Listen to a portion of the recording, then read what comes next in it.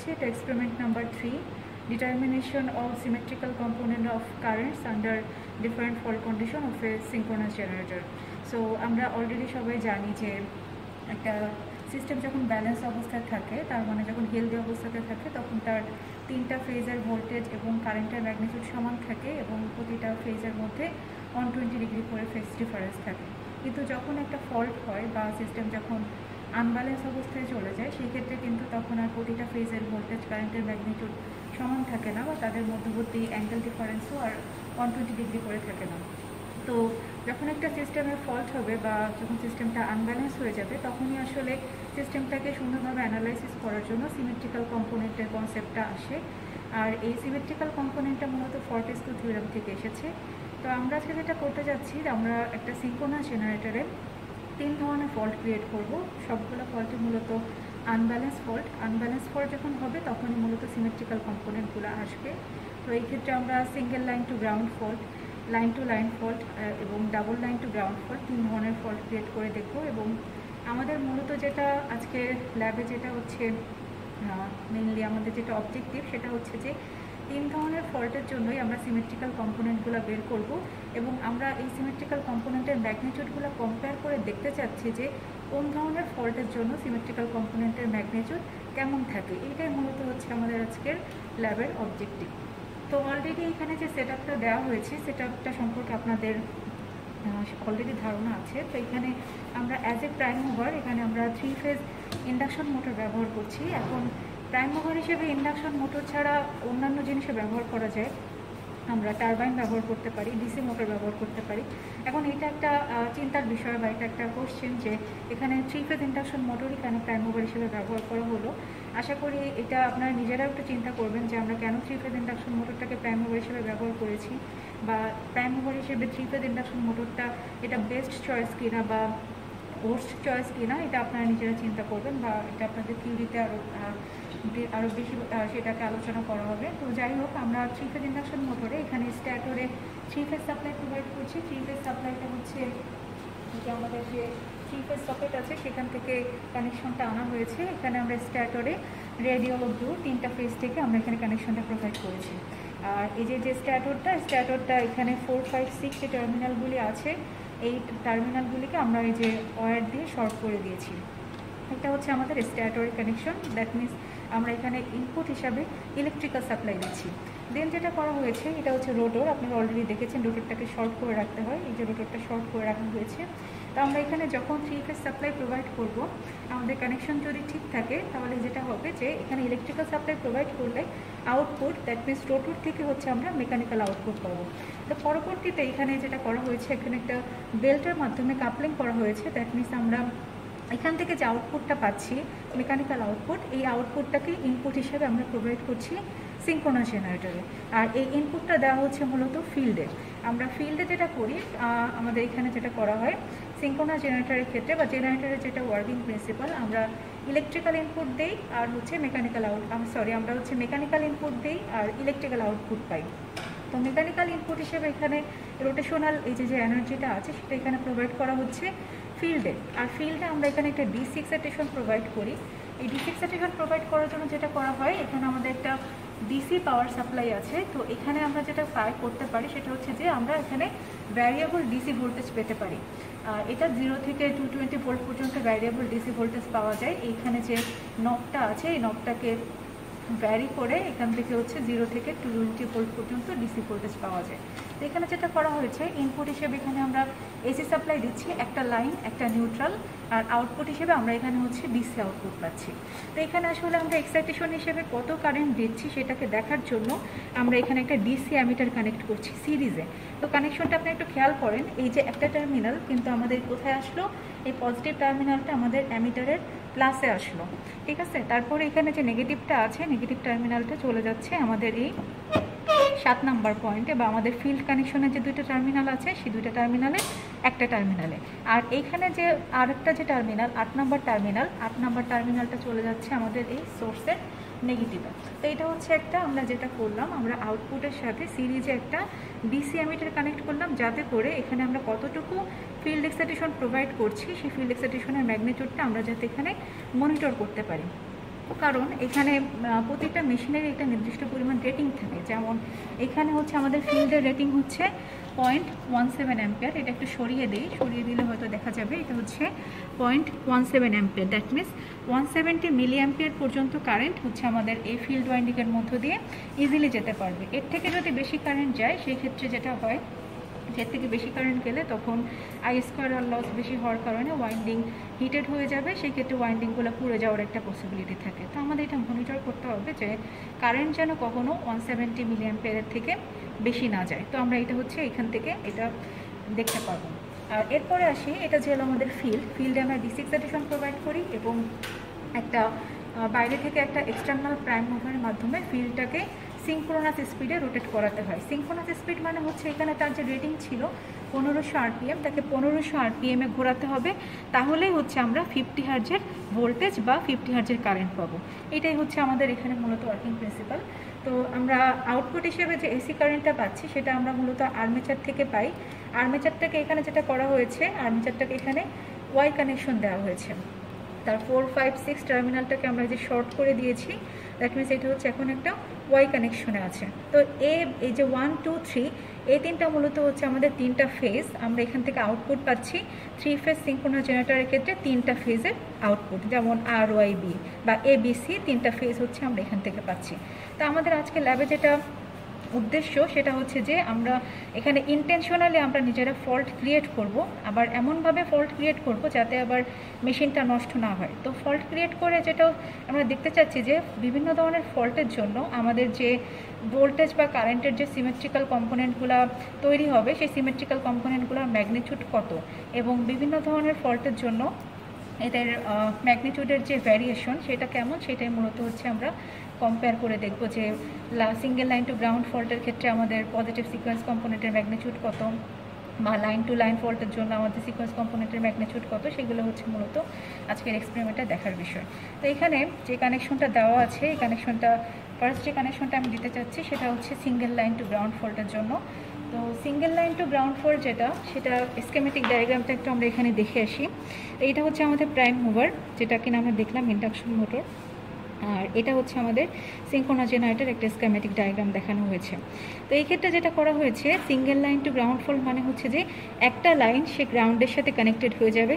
তো আমরা জানি যে কারেন্ট সবসময় হচ্ছে যে পাথে রেজিস্ট্যান্স কম সেই পাথে সে ফ্লো করে। তো কোনো একটা লাইন যদি গ্রাউন্ডেড হয়ে যায় সেই ক্ষেত্রে যেটা হয়, এই পাথের রেজিস্ট্যান্সটা অনেক কমে যায় বা অলমোস্ট নিয়ার টু জিরো বলা যায়। গ্রাউন্ডেড মানে হচ্ছে ইম্পিডেন্স হচ্ছে অলমোস্ট জিরো।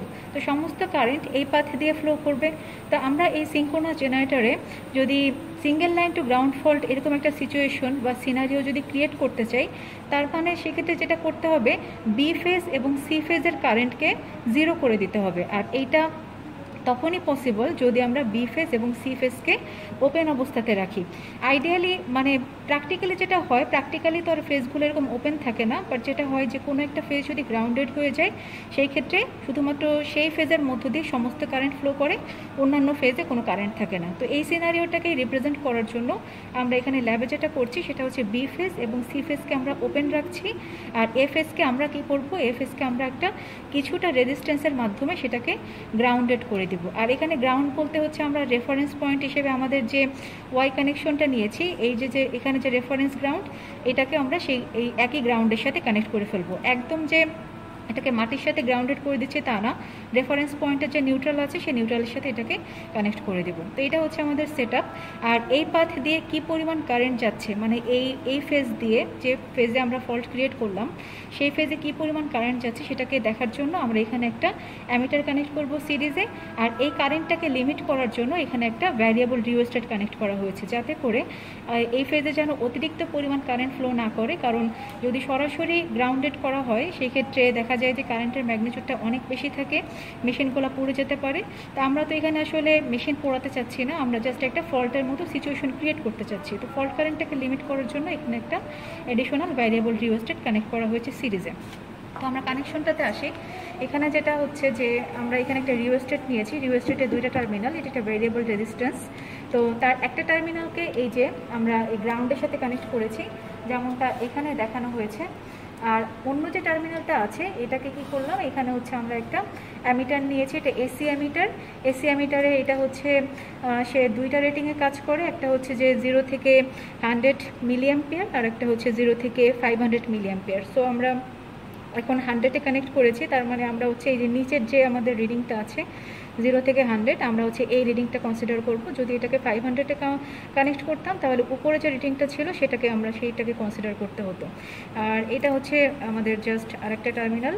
সো আমরা এই টার্মিনালটাকে কি করব, এখানে আমাদের যে কানেকশন সেই কানেকশনে হচ্ছে যে কোনো একটা ফেজের সাথে কানেক্ট করে দিব। যেমন এখানে এ ফেজের সাথে কানেক্ট করা হয়েছে, আমরা এটাকে চাইলে আসলে বি ফেজেও কানেক্ট করতে পারতাম বা সি ফেজেও কানেক্ট করতে পারতাম, মানে যে কোনো একটা ফেজকে আমরা আসলে এখানে গ্রাউন্ডেড করতে চাচ্ছি। তো আমরা এখানে এ ফেজ কনসিডার করি, যেহেতু ম্যানুয়ালে এইভাবে কানেকশন দেওয়া আছে।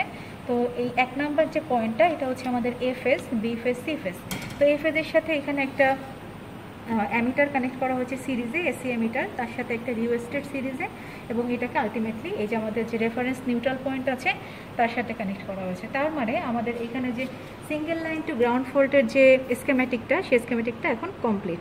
তো এই ক্ষেত্রে বি ফেজ এবং সি ফেজে কোনো কারেন্ট থাকবে না। তো এইগুলো সম্পর্কে হয়তো আপনারা অলরেডি জানেন, এগুলো আপনাদের হয়তো ক্লাসে পড়ানো হয়েছে।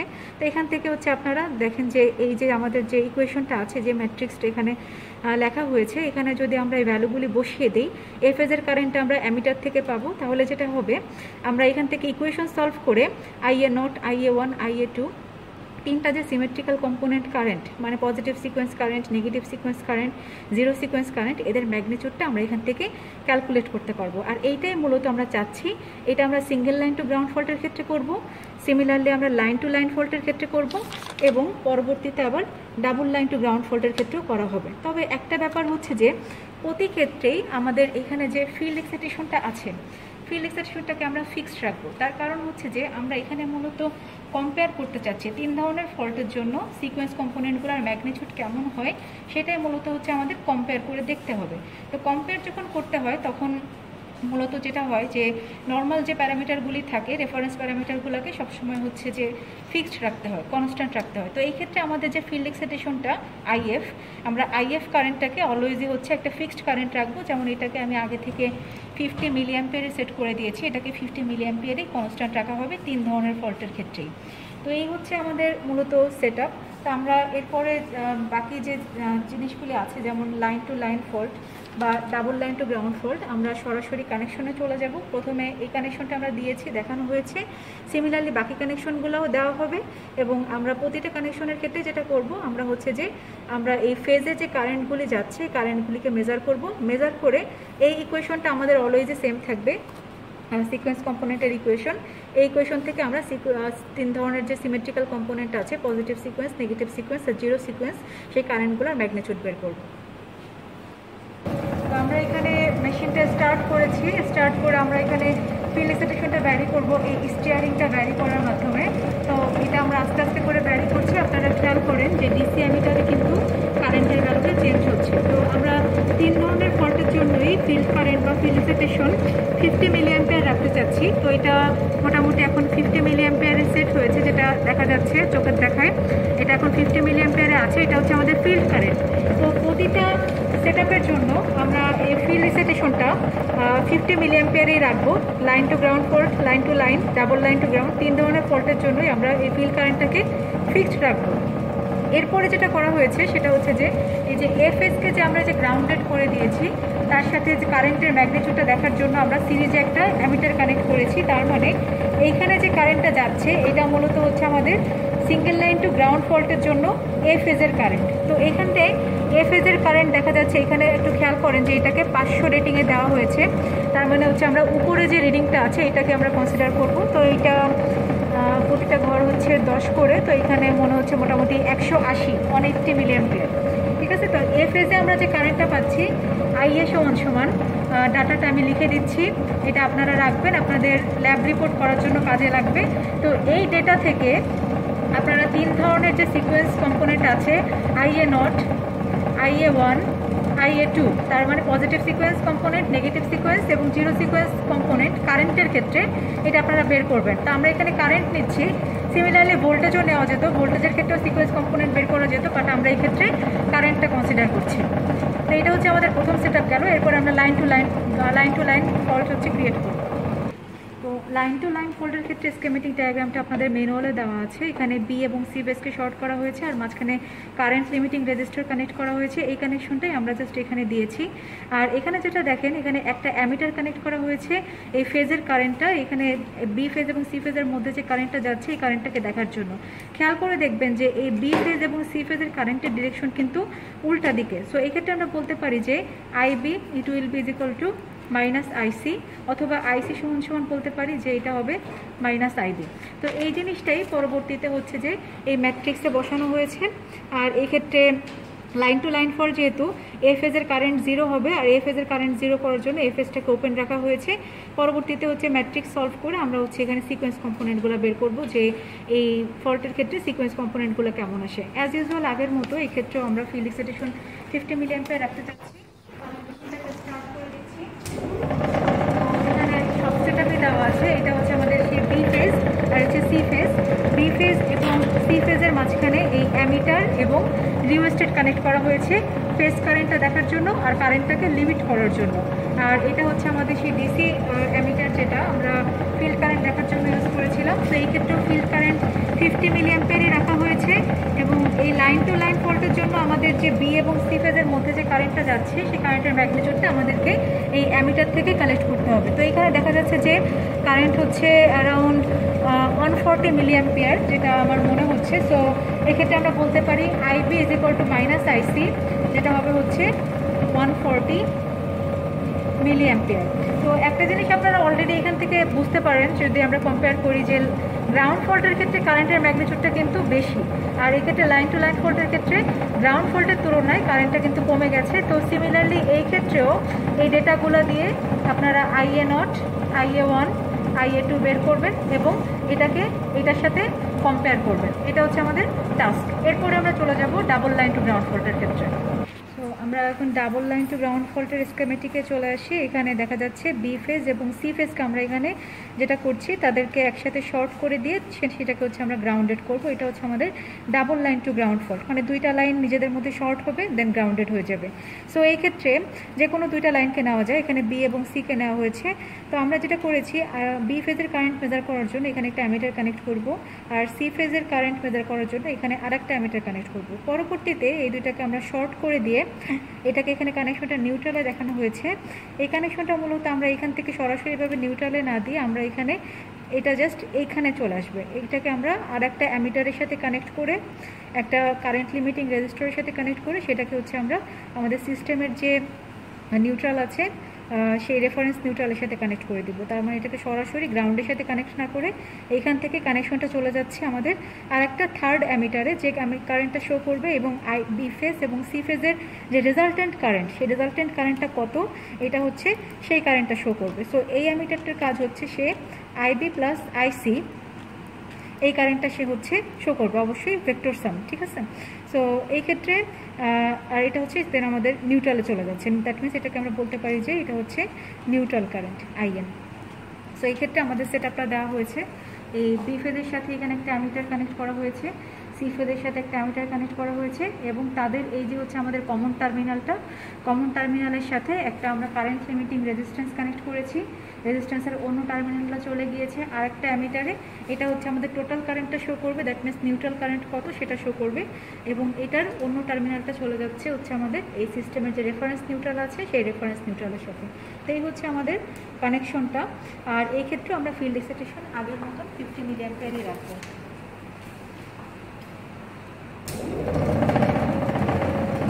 এক্ষেত্রে কানেকশন দেওয়ার পরে ফিল্ড এক্সাইটেশনটা ভ্যারি করা হয়নি, আগের মতন 50 মিলিঅ্যাম্পিয়ারই আছে। তো আমরা এখান থেকে জাস্ট ফেজের কারেন্টগুলো দেখে নেই যে ডাবল লাইন টু গ্রাউন্ড ফল্টের ক্ষেত্রে বিভিন্ন ফেজের কারেন্ট কত হচ্ছে। এটা হচ্ছে আমাদের বি ফেজের কারেন্ট। সো এই ক্ষেত্রে দেখা যাচ্ছে আইবি সমান সমান আমরা পাচ্ছি এটা কত অ্যারাউন্ড 170 মতো, 170 মিলিঅ্যাম্পিয়ার। এটা হচ্ছে আইবি 170 মিলিঅ্যাম্পিয়ার, আমি ডেটা নিয়ে ফেলছি। আর এটা হচ্ছে সি ফেজের কারেন্ট। আইসি সমান সমান এক্ষেত্রে পাওয়া যাচ্ছে 70 মিলিঅ্যাম্পিয়ার। এটা হচ্ছে আইসি কারেন্ট। আর নিউট্রাল কারেন্ট যেটা, that means IB plus IC, সেই কারেন্টটা হচ্ছে এক্ষেত্রে আমরা পাচ্ছি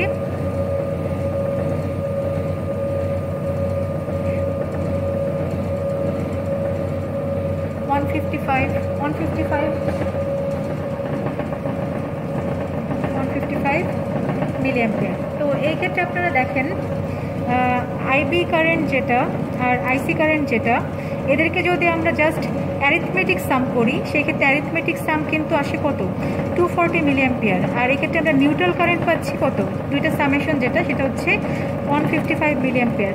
এখন এই দুইটার অ্যারিথমেটিক যোগফল কেন এই কারেন্টের সমান হলো না, সেটা আপনারা হচ্ছে আপনাদের অ্যাসাইনমেন্টে বা রিপোর্টে এটা ক্লারিফাই করবেন যে আইবি প্লাস আইসি এটার অ্যারিথমেটিক সাম কেন নিউট্রাল কারেন্টের সমান না, কেন এটা সমান হয়নি, এটা আপনারা হচ্ছে আপনাদের অ্যাসাইনমেন্টে লিখবেন। তো এই পর্যন্তই হচ্ছে আমাদের 3 নম্বর এক্সপেরিমেন্ট।